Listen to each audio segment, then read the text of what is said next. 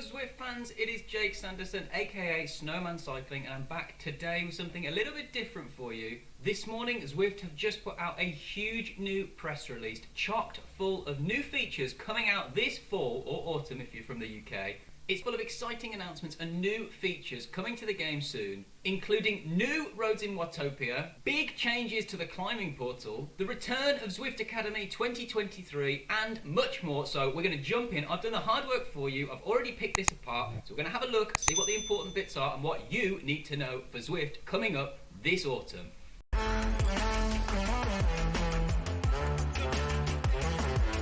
Okay guys, so first and foremost, most excitingly, we finally got some new roads being added to Watopia. It's the first new roads that we've had it into the game since 2019. It's coming in October. We don't know the exact date yet, but we know that there's going to be 19 kilometers of entirely new road added to the game, and that's going to give us up to 8 new routes featuring up to 48 kilometers in length. And by all accounts, these new roads are going to be flat and fast, so one for the bigger riders, no doubt. And it features a new coastal expressway going from Fuego Flats to the Mayan jungle, bypassing the epic KOM.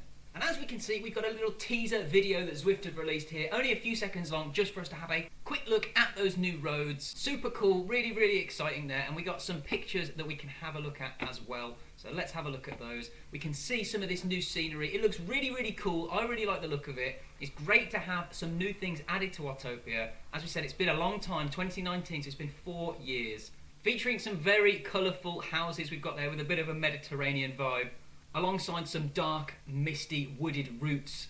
So I think people are going to be really excited to get out on those new roads once they're released in October. Give them a try. Even though it's only 19 kilometres, it's not a huge amount of distance. The fact that it makes those 8 different routes is great, and at least Zwift are adding stuff. I don't mind if it's not a lot of stuff. If they're adding new stuff, I'm all for that. And next up, we've got some big changes coming to the climbing portal that was released a couple of months ago. Zwift estimates that 1 in 5 Zwifters have used the climbing portal since it was released, which is pretty good going if you ask me, with 88% of riders that took part making it to the summit of a climb once they'd launched onto the portal. And that's quite impressive actually. The problem for me, and this is where this new big change comes in useful, is that some of those climbs are just really long. Sometimes I just want to jump on 10, 15, even 5 minutes and give it a really good go as hard as I can up a climb. Don't necessarily always have the time to do 30, 40 minutes doing those climbs. But thankfully, that's not going to be too much of an issue for much longer, because as part of these new changes, Zwift has announced that there's going to be scaled down versions of those climbs going forward. So now you're going to be able to do a version of those climbs that's only 75% or 50% of the total climb duration. So for people like me who are sometimes pressed for time, jumping on their lunch break, you'll still be able to give those climbs a good go, get yourselves on the leaderboard and say you've completed them. So I think that's a really good change. I'm really pleased with that one. That was my big criticism of the climbing portal. I would also like to see some scenery added. I do get why they don't do it, but for me personally, it would keep it a bit more interesting to have some stuff going on around you as you're suffering up those climbs. What do you think? You a fan of the climbing portal? Let me know in the comments below. Do you use it? Have you found it useful? What would you like to see added going forward? Next up, we've got the return of one of my personal favourites, the Zwift Academy 2023. So some of you may have seen this in previous years. There's a Zwift Academy every year, and this year it features 6 workouts and 2 races for everybody to undertake, with Zwift and some pro coaches from Canyon SRAM and Alpecin de Koenig analysing those workouts and fit files, try and find one male and one female rider that they will award a pro contract to for the next 12 months. So it's a super cool idea. It's been really good. It's a series on GCN's YouTube channel. I've watched it every year for the last few years, really enjoy it. And for those of you like me who've got absolutely no crack at taking home that pro contract, do not worry, because there's still an in-game Zwift kit and an in-game Zwift Academy Canyon Air Road paint job for your bike. So there's still a massive incentive for you to get out there, undertake it, do those 6 workouts and those 2 races. That one starts November 6th. You've got plenty of time to clear your schedule, get in shape and take a crack at that pro contract. And speaking of returns, we've also got the return of the Tour of Watopia 2023. Some of you might remember this from previous years. Again, it's another one that happens every year. Registration this year opens on September 25th, with the series to start on October the 2nd. Zwift says this is the only event this year that will feature double XP, so it's a great chance to get out there, complete some events and bash your way up to level 60. There's also some exclusive unlocks, including the awesome new Tour of Watopia 2023 kit, as we can see here. I think that one looks really good. I hate boring kits. This one's definitely not boring, so I'm all for it. What do you think? Let me know in the comments down below. Do you like it? Is it a bit too colourful for you?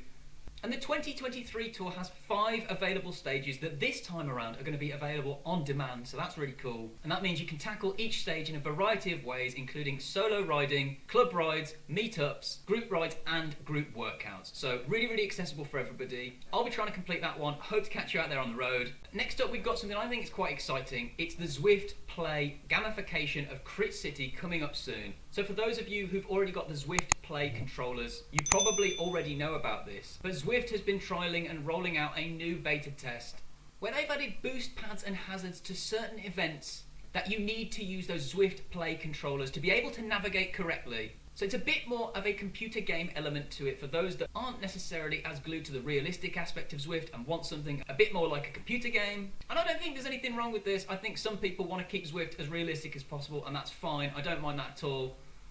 But some people treat it like a computer game and want to play it like a computer game. And with this new tech of those new controllers, why not roll something out? You don't have to race it if you don't want to, but for those of you that do, have fun. Let me know in the comments down below. Have you got the Zwift Play controllers? Are you going to be using them to try out this new event? I've been thinking about buying the controllers. Do you think I should get them? And try doing a video where I do a race with the new Zwift Play controllers, give you my thoughts on them. Can we use them to tactical advantage? Let me know down below. Zwift have also added a women's training club which is actually live now with the idea to help women stay motivated training and riding on Zwift. And there's some really cool workouts and structured training hosted on there, designed by an array of world-class coaches like 3-time Olympic gold medalist Kristen Armstrong. So make sure, ladies, you check that one out. It's really good. I think it's great that Zwift is trying to be more inclusive and get more women involved in riding and racing. Another minor release that Zwift have tweaked is the addition of the workout library to Zwift companion app. So it's not a huge change, but it's one that's going to be quite useful for you to be able to just select those workouts via Zwift companion app, have access to all of them in the library, make your life a little bit easier when you're just trying to get on and do a workout. So not going to change the world there, but sometimes it's nice for Zwift to just include these little things that are going to make your life a little bit easier going forward. And last but not least, we've got the Zwift Ride Pretzelfest series beginning on September 5th. So that one's already started last week. 4 stages on offer between September the 5th and October the 1st. But most importantly, if you complete all 4 of them, you get to unlock this sweet Lederhosen kit. I mean, I'm definitely going to try and get hold of that one. You'll see me riding around on the roads of Watopia celebrating Oktoberfest. That is one of my favourite looking kits on Zwift. Absolutely amazing. I'm definitely going to get that one and make sure it's in my garage. There you go, guys. I hope you enjoyed that look into the really interesting press release from Zwift and what is on offer coming out in the next couple of months. Personally, I think there's some really good changes in there. I'm really excited to see these come out. Let me know what you think. Is there anything you wanted to see added that wasn't in there? What new features do you want to see added into the game? So I hope you enjoyed that one. Make sure you like, comment, most importantly subscribe. Hope to catch you on the next one. And as always, race fast, ride hard, and remember that you are appreciated.